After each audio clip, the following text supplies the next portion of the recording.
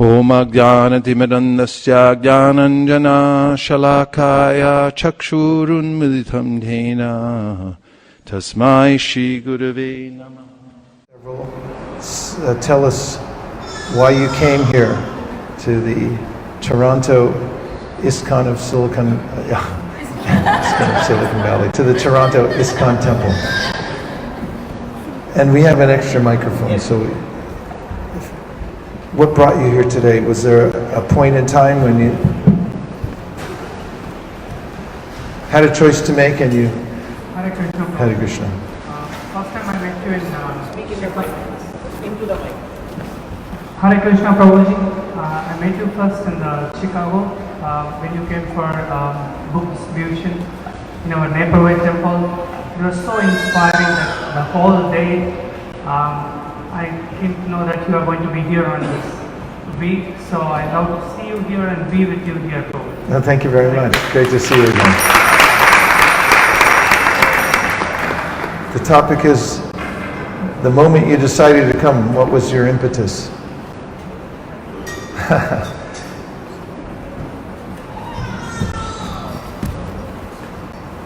It's been a really fun weekend, and yesterday I was here for a lot of festivities, and I was going to come from the Bhagavatam class this morning, and I got distracted and missed it. And so I was kind of like eagerly waiting at home when I showed up around noon because I couldn't wait any longer. So that brought me here.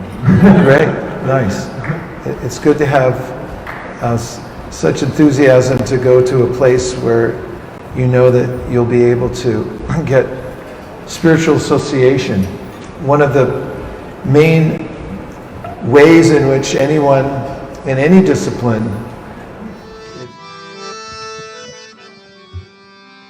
who are spiritually advanced, sincerely practicing, it's a medicine that you take through your ears.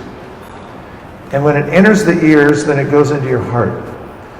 And when it enters your heart, then it has a remedial effect, which is called apavarga. So, does anybody have any complexities in their life right now? Let's see, 3 people, 5, 6, 7. I mean, if you take an inventory, you might find on any given day that there are several things that are worrying you. Am I speaking out of turn here? Is that 2 things? 2 or 3? There may be worries about life, not the least of which is how long will I live? There's a teaching in the beginning of our book, the Bhagavad Gita, in the introduction, where the author speaks about how we're being stalked by a tiger. And how would you feel if everywhere you went in Toronto there was a tiger following you, who was hungry, by the way, and really liked to eat people? Well, you'd probably be a little nervous. So this is one of the reasons that people feel a little nervous, or they feel sort of a deep-seated anxiety, according to the Bhagavad Gita, is because we don't know how long we're going to be here. We didn't really, I was talking to some people yesterday out in front of the old City Hall, and I was showing them the Bhagavad Gita, some of them for the first time, and trying to explain in a nutshell, because most people are in a hurry, what it's all about. And I told several people that actually this book points out that we're not our bodies. The body's like a vehicle that we're driving around in for a little while. And I pointed out that we didn't really get a lease for it either. No lease agreement. Did you get one? Didn't sign one when you were a baby? Maybe a footprint on a contract somewhere? And it's actually, if you think about it, there's no guarantee. And most people, when they hear that, they heartily agree. It's not something you think about every day, but if you do think about it, it's a little bit challenging.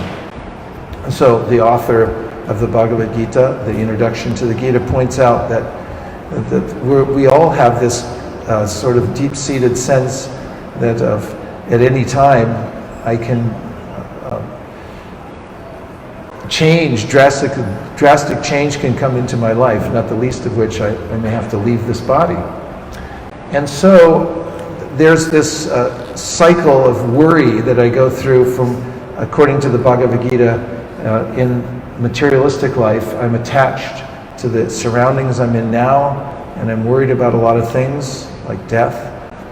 And this is called samsara. I go from one worrisome temporary position to the next.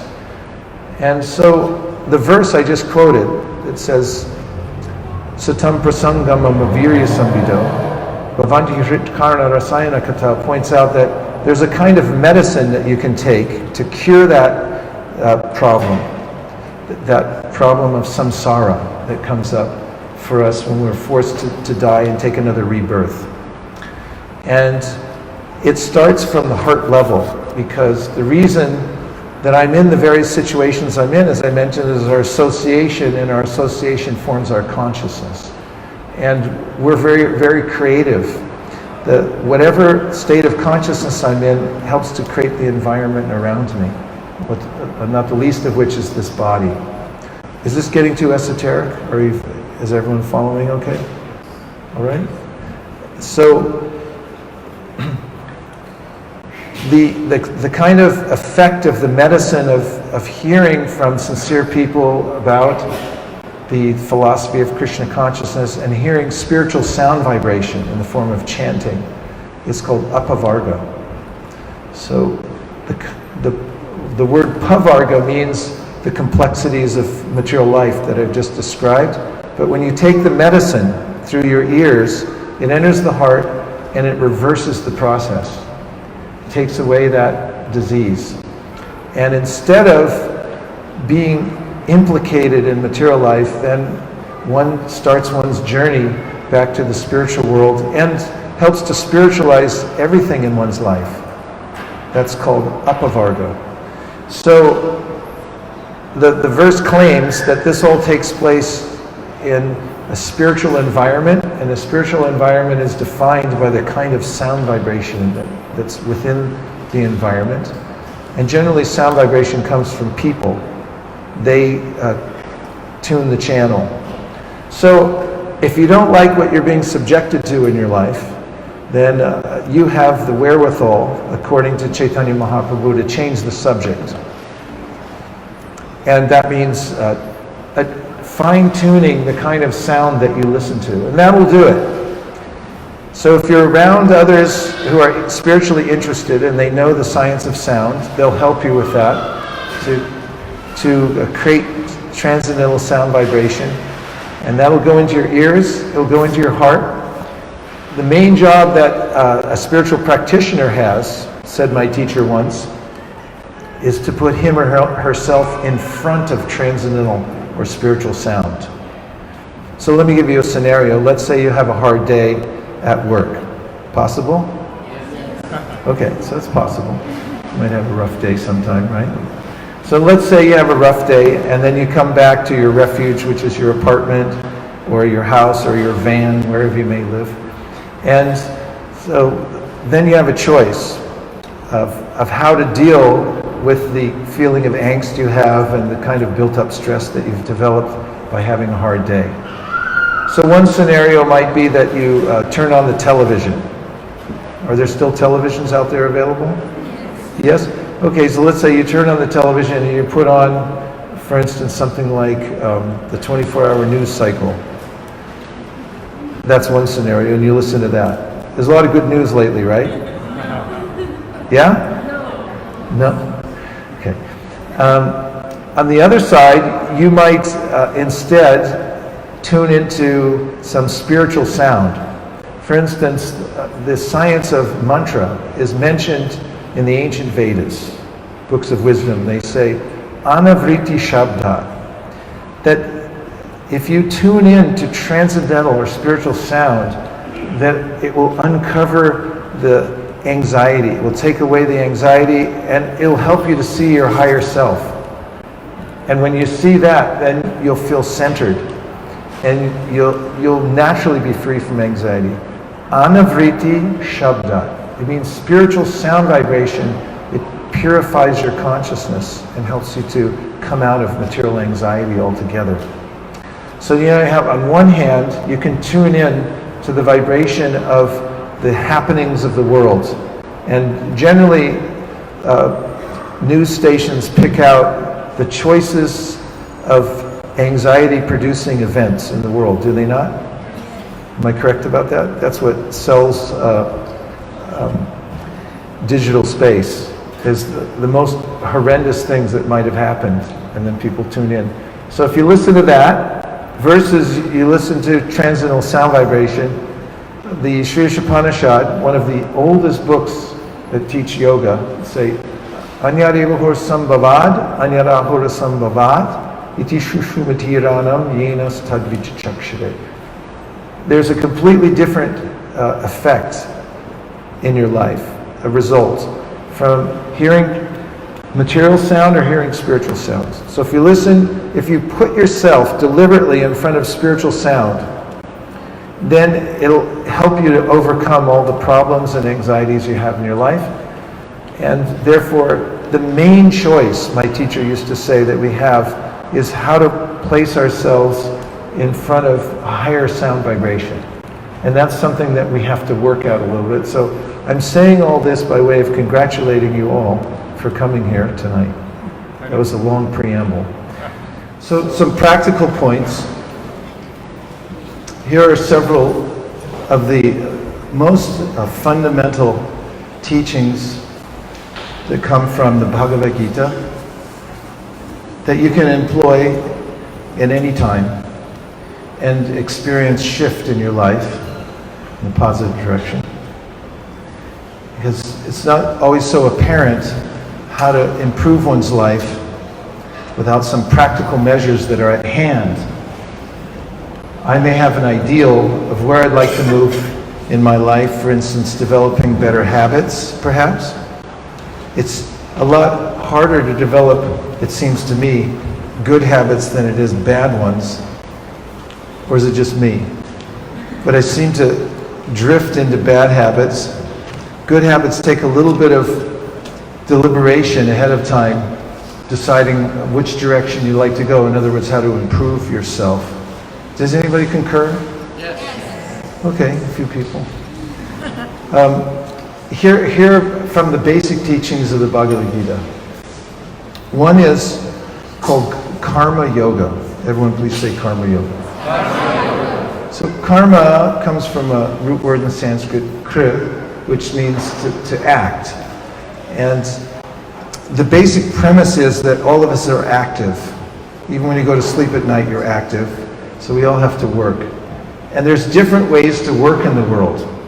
There's three basic paths of work. One path is the path of acquisition. Just to put it in sort of colloquial terms, working hard to get things and put them in a kind of an arrangement that will please me. And if I can arrange my environment and I have enough things that I need, then I'll be happy. Does that sound at all familiar, or is that oversimplification of a kind of a path? There's an idea that if I work hard enough and for instance, if I get enough money and I live in the right place, then I might be happy. Or have you ever had the instinct or the urge that if you just get one more thing by Amazon Prime, that maybe you'll feel better? Yes or yes? Okay. So that's one path, let's call it the path of acquisition. And then there's a path of renunciation. Have you ever been in a situation where you got stuff after working really hard for it, and you dreamed about getting it, and then you got it and you didn't like it all of a sudden? Yes. Please say yes. Yes. Thank you. It's altogether possible. It's a principle, actually, that's described by Sri Chaitanya Mahaprabhu called Bhoga Tyaga. It means there's a tendency to want to enjoy the things of the world, but as soon as you get them, then you want to get rid of them again. It's a real problem because it's like a pendulum swinging from one side to another. And there's actually, a description of the path of living like that. There are those who subscribe to the idea that if I just get rid of all my stuff and I don't touch the world at all and I don't desire anything, then I'll be happy. And the other idea is that inflame the desire as much as possible, develop it, and work as hard as you can to fulfill all your desires. Of course, these are, generalizations, but these describe the two paths I'm trying to point out. And then there's a middle path, which is the path I'm calling right now Karma Yoga, which we could also define as the path of dedication. Now, the Bhagavad Gita summarily dismisses the two paths I mentioned first. First, the path of acquisition will never make us happy for the simple fact is that we're incompatible with the energy of this world. We're a higher energy than what surrounds us. And I'll just give you a brief philosophical basis for this. In the Bhagavad Gita, Krishna describes the gradations of energy. So one of the lowest of energies is the material energy. He also calls it binna prakriti, or separated energy. It's kind of separated from the spiritual energy. So here's the catalog of energies if you're keeping score at home. Bhumir apo analo vayu kammano bhudirevacha ahankara itya me bina prakritir ashtada. So that's just a list of material elements. Are you ready for it? Say yes. Earth, water, fire, air, ether, mind, intelligence, and false ego. So these are called the gross and subtle material energies. What are they called? That's right. So if we were to give it, if we were to look at our bodies, we could actually identify these various elements, right? So we could say, if you just examine your arm, what's in there? What's in your arm? What do you got in there? Okay, what's it? Just name it in terms of the elements I just said. You got a lot of water. Come on, feel your arm. Is it squishy? What's that? It's water. There's a lot of water in there. And what else you got? There's something hard in there. It's kind of like earth. If we burn off all the water, you're going to get a little bag of earth. And you could go through your body and actually name the elements. Now, when you get into the subtler elements, you might say, what's all that? Mind, intelligence, ego, or even ether. Ether means space. Space is a kind of interesting element listed in the Bhagavad Gita because we need space to make sense of anything. Like if your space key ever breaks on your computer and you just start typing and there's no way to make a space, nothing makes any sense. Like there's space between us right now, right? And you're probably appreciating that to some degree. Space between all of you. Space is there, here, there, and everywhere. That's called ether. And then mind is like software. My father used to ask me, he's like, what is it? Where's everything going? And I still don't know. Many of you probably do, but what it is a very subtle thing. And the body, if you compare it in modern terms to a computer, the physical body is like the hard drive, and then the mind, the intelligence is like the software that runs it. What's missing in that? You have software, hardware. Well, don't use words like soul, because that might be like, unpack it a little bit. What's missing from that? The user, thank you. So who's the user? You are. So your eye, for instance, if you look in an eye, if you want a little homework for tonight that'll freak you out, just stand in the mirror for a while and just look at one eye. And then turn the light on and off, or a flashlight, and you'll notice your eye is a lens. It's just opening and closing, and you go, that's weird. You look at yourself and you go like, I have nice eyes, but when you actually look closely, you're going to go like, wow, that's strange. There's a lens, like a camera lens in there. Your whole body's like that. It's a biomechanical apparatus that you're using right now. So Krishna names the elements this body's made of, and most of the world's made of those same elements. Then he says, Aparayamitasthanyam prakritim vidime param jiva bhutam mahabaho ya yedam daryate jagat. Besides that, he says, there's a superior energy. And that superior energy is consciousness. It's categorically different from material energy. And that's what you are. That's what I am, ultimately, the user. I'm the one looking out through the lens. But I'm not the lens. I'm not my arm. I'm not my eye. But I'm actually the conscious viewer who's looking out. And that's who we are. So, knowing that you're not the body, and that you're actually the soul within the body, and in the path of dedication, there's a basic premise of understanding that I can't be happy interacting with the lower energies and trying to, or at least interacting with them in a way that I'm considering them the source of my happiness. And also, I can't renounce them because I can't really live without them. Without a body, you don't have an apparatus to function in this world.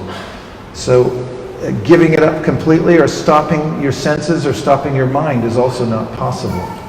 It doesn't stop. Have you ever noticed that? And that's the verdict of the Bhagavad Gita. Your mind doesn't stop. It's continually going. So here we come then to the path of dedication. And that means rather than trying to hold on to material things or try to enjoy them for oneself, or rather than artificially saying that I reject them all, which is like walking to the Bank of America and saying, or the Bank of Canada, sorry, and saying, I reject all the money in this bank, and sounding like a fool. You take the path of dedication, and that's the path of bhakti or karma yoga, which means to use everything that you have in a higher service, selfless service. And there's an amazing statement that's given in the Bhagavad Gita and the Srimad Bhagavatam, which says that this is the path to instant satisfaction. When you think about how to enjoy for yourself, you don't even have to try, but you'll start feeling an anxiety. But if you start thinking about how to do selfless service, the path of dedication, then you'll naturally start to feel satisfaction. So when you dedicate what you have for a higher cause, and the highest cause is mentioned as giving back to your original divine source, the person who actually is sustaining you, who's sustaining the whole universe, coming back to that original conscious personal origin of everything we call Krishna. If you dedicate your energies in that way, then you'll feel satisfied. So those are the three paths, and the path of karma yoga or bhakti yoga that we teach here is the middle path of dedication or selfless service. And one of the ways to start that amidst the complexities of your life is to start giving away part of the fruit of your work. So you work, you earn something, and you give part of that away for another cause. And here's one of the ways in which it will bring self-realization into your life very quickly. Who here likes to give away their money? Raise your hand. See, it's really hard, isn't it? One person in the back, good for you. Okay, two, one in the front, one in the back. It's not a question that a lot of people jump at, especially when you're in a church. Because like, okay, give it up now. So, you know, we're a little hesitant, you know, who likes to give away all their money? And it's like, I don't know about that guy.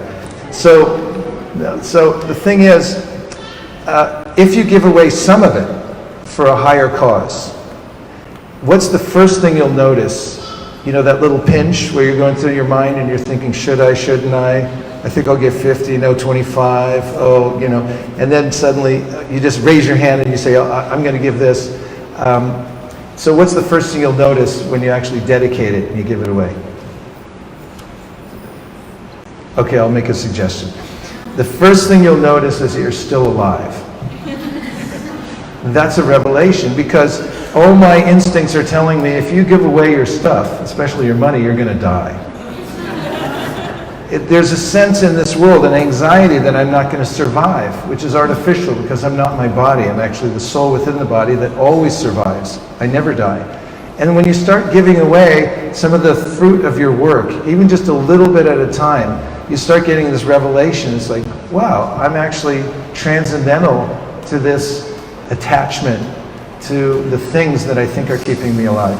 So that's one practice that you can start at any time. You can start giving away your stuff. And we're not even saying you have to put it in that box over there, although it's not a bad idea. You can give it away anywhere, and you'll notice the same thing. And Krishna mentions this in the Bhagavad Gita as a valid way to start your spiritual practice, is start volunteering. Start doing selfless service, where you're not getting anything in return. Start doing service where you're not in the limelight. You're not doing it so you can take a selfie on Facebook and say, hey, I just cleaned up the bay, or something like that. Just do service for service, and you'll see for yourself that you're a bigger person. You grow, and you actually start to go beyond the bodily conception of life. Does that sound practical? You can give stuff away, right? Say yes. Yes. I'm not going to call on you. So that's one path, or one practice that you can do is karma yoga, and you can start at any time to dedicate. Another practice that you can take up immediately, if you wish, has more to do, it's more of a mental adjustment. Are you open for that? Yes. Okay, a few of you. This is a way to adjust your attitude. So attitude's very important in life because it determines the way we make decisions and the way we move about the world, the way we react to other people. So this is one of the suggestions given in the Bhakti teachings, that you adjust your attitude so that whatever happens to you in your life, you try to extract the lesson from it. What would be the alternative to that? Rather than when something happens to you, let's say something doesn't go your way, what could you do as a reaction rather than taking the valuable lesson from it right away? You could get angry. Has anybody ever taken the stance of being a victim? Like, everyone's against me? There's a whole science of victimology. You can study it in the university. You can become a victim or think the whole world's against you, or you can adjust your attitude, and this is a suggestion given in the Bhakti teachings, that adjust your attitude so that whatever happens to you in your life, you take the lesson. Do you suppose that you would be lead a richer life if the things that happen to you, when they happen, you take as a lesson rather than reacting in such a way that you become morose or angry? What do you think? Okay, did you say yes? And you said yes. Anybody else said yes? I want an actual vote here. This is democracy. Okay. 1, 2, 3. A richer life if you take the lesson from everything rather than becoming a victim, becoming angry. Be counted now. Okay. Several of you. I suggest you try it, and because actually this is really, when you look at the Bhakti teachings, the whole world that we live in is meant for refinement. It's not some punishment. And we're living in a world that gives us the opportunity to refine ourselves more and more and to learn from the environment. And it's actually benevolent. It's meant for our upliftment, not to suppress us. So this is one of the practices, and it's to adjust your attitude. Do you think it's possible to do that? Can you remember to do that? If something happens to you now, you'll take the lesson from it? Kalki? Can I get a verbal yes? It's like in the emergency row in the airplane, you need a verbal yes. Okay, so that's two things. And the third thing is the mantra. Mantra is for everybody. Say, mantra is for everybody. Yeah, Chaitanya Mahaprabhu distributed a mantra, and he said, you could take this mantra anywhere you go. The benefit of it is it's portable. You can take it with you anywhere, and you can vibrate the mantra. When you're born, you get a free tongue thrown in, a couple of ears, all that's necessary for the mantra, tongue and 2 ears. And then you can chant the mantra, and we claim, based on the teachings of Chaitanya Mahaprabhu, that if you chant the mantra, you'll have a better life. And somebody agree with that or disagree? Okay, it's fine. Either way, because it still works, even if you disagree. So you just have to try it. And you repeat the mantra. So there's 2 ways of doing it, or at least. One way is that you have a group chanting, and you can do it in your home like we just did and scare the neighbors. Or you can do it yourself quietly as a prayer. And this morning, here at 5 a.m., we had a prayer circle. Actually, it was a huge circle. There was 40 of us here at 5 a.m. And we sat in a big circle right where you're all sitting. And we had this for an hour and a half. We had a chanting session. We all chanted together, and we chanted quietly to ourselves. It kind of sounds like this: Hare Krishna, Krishna Krishna, Hare Hare, Hare Rama, Rama Rama, Hare Hare. Now let's see if you can do it.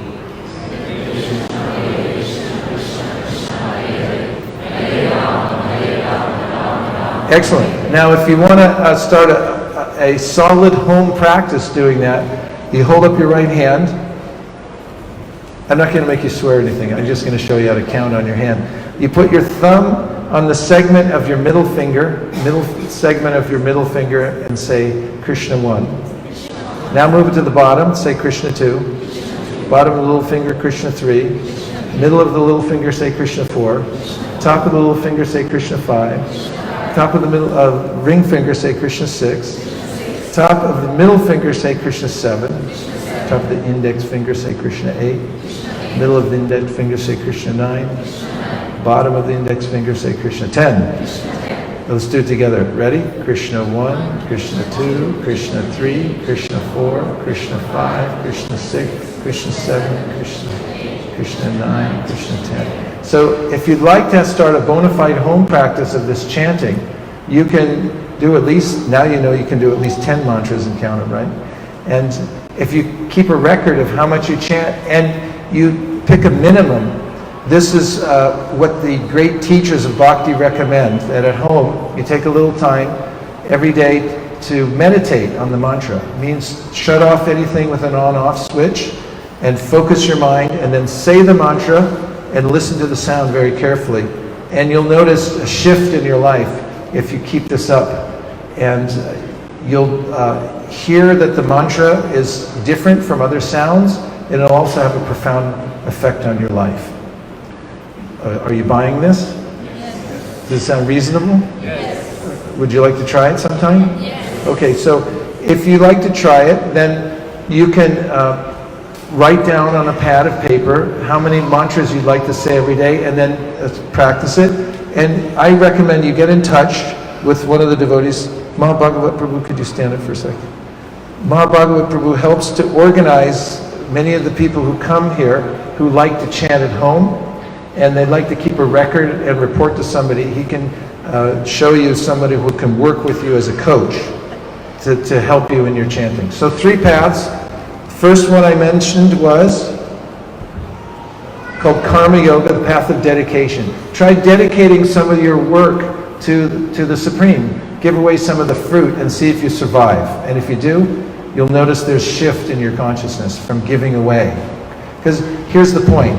It's going to be taken away anyway. I hate to break this to everybody. So this doctrine is really called Pre-Emptive Giving. If you give it away to a high cause before it's taken away, you get credit. What do you get if it's taken away before you give it away? Nothing. And that reminds me of a joke I once heard. There was 2 guys walking down the street here in Toronto. No, you don't have a problem like that here. I'll say New York. And a guy jumps out with a gun and says, okay, both of you give me all your money. So they're friends, and one of them says to the gunman, so no problem, I'll give it to you, just 1 second. Saved by the conch.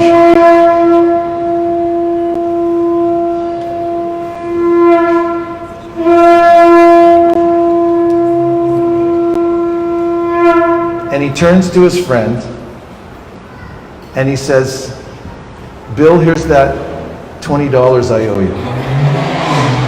Confirmed. So preemptive giving means be smart and give away what's going to be taken anyway as soon as you can, and chant the mantra.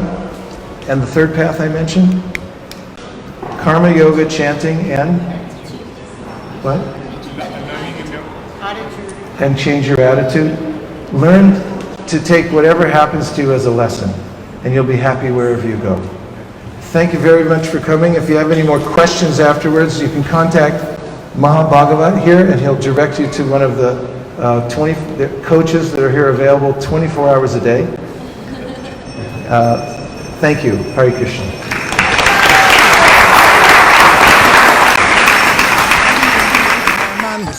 Nachari Armarman, Nachari Armarman, Nachari Armarman, hey, Nachari Armarman, Nachari Armarman, Nachari Armarman, Nachari Armarman.